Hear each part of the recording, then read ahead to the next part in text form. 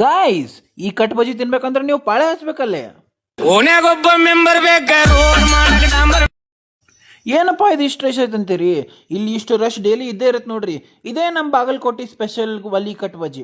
ಈ ಒಲಿ ಕಟ್ ಬಜಿ start ಮಾಡಿವ್ರು almost ಒಂದು 17ರಿಂದ 18 ವರ್ಷ ಆಯ್ತು.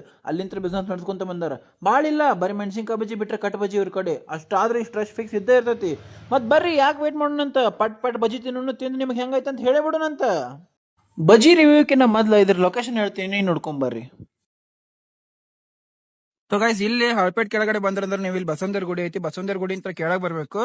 ಅಂಡ್ ನಿಮಗೆ ಈ ಕಡೆ ಹನುಮಪ್ಪನ ಗುಡಿ ಐತಿ, ಹನುಮಪ್ಪನ ಗುಡಿ ಅಂತ ಸ್ವಲ್ಪ ಮ್ಯಾಗ ಬಂದ್ರಂದ್ರ ಇಲ್ಲಿ ನಿಮಗೆ ಸಿಗೋದ ದಟ್ ಈಸ್ ಒಲಿ ಕಟ್ ಬಜಿ. ದಟ್ ಈಸ್ ಅವ್ರು ಇನ್ನೊಂದ್ ಏನಪ್ಪಾ ಅಂತಂದ್ರೆ ಮನಿ ಮುಂದೆ ಮಾಡ್ತಾರ. ನನ್ಗನ್ಸಿ ಮಟ್ಟಿಗೆ ಬಾಗಲಕೋಟೆ ಆಲ್ಮೋಸ್ಟ್ ಆಲ್ ಲೋಕಲ್ಸ್ ಎಲ್ಲ ಇದ್ರ ಬಗ್ಗೆ ಗೊತ್ತಿರ್ತೈತಿ. ಇದು ಬಾಗಲಕೋಟ್ನಾಗ ಇರೋದು ಒನ್ ಆಫ್ ದ ಬೆಸ್ಟ್ ಬಜಿ. ಇಲ್ಲಿ ಬಹಳ ಏನಿಲ್ಲ, ಇಲ್ಲಿ ನೋಡ್ಬೋದು ನೀವು, ಇಲ್ಲಿ ಇರೋದು ಬರೀ ಮಿರ್ಚಿ ಬಜಿ.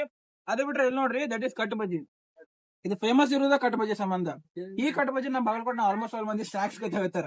ನನಗೆ ಯಾಕೆ ಗೊತ್ತಂತ ಕೇಳಕ್ ಹೋಗ್ಬೇಡ್ರಿ, ಮಂದಿ ಹೇಳಿದ್ದ ಈ ಬಜ್ಜಿ ಸ್ವಲ್ಪ ಮ್ಯಾಗ ಅದು ಮಸಾಲೆ ಉದ್ರಿಸಿರ್ತಾರ. ಮಸಾಲೆ ಮ್ಯಾಗ ಒಂದ್ ಸಣ್ಣ ಉಳ್ಳಾಗಡ್ಡಿ ಇಟ್ಕೊಂಡ್ ತಿಂದ್ರ ಕಾಲೇಜ್ ಟೈಮ್ಸ್ ಬ್ಯಾಸ ಎಲ್ಲ ಇಲ್ಲಿ ಬರ್ತಿದ್ವಿ ನಾವು. ಇನ್ನೊಂದ್ ಏನಂದ್ರೆ ನಿಮ್ಗ ಕಡಿಮೆ ರೊಕ್ಕದಾಗ ಜಾಸ್ತಿ ಬಜಿನೂ ಬರ್ತಾವ.